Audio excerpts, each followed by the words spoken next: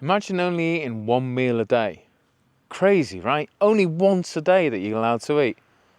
Madness. That's what they call OMAD. Let me tell you a little bit about it. One meal a day, or OMAD as a lot of people call it, is really powerful for weight loss, but it's also really powerful for a thing called autophagy.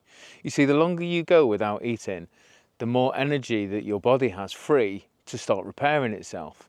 They say at about 16 to 18 hours, your body starts to break down cells that might have been mutated or deformed and starts to regenerate new ones.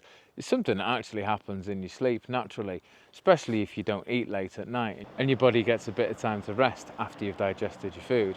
The other great thing about OMAD is it saves you time and money during the day, because think about it, you only having to prepare one meal, you're only eating once a day, quid's in. So what do you think? Do you think you could ever try OMAD? Leave a comment, tell me what you think.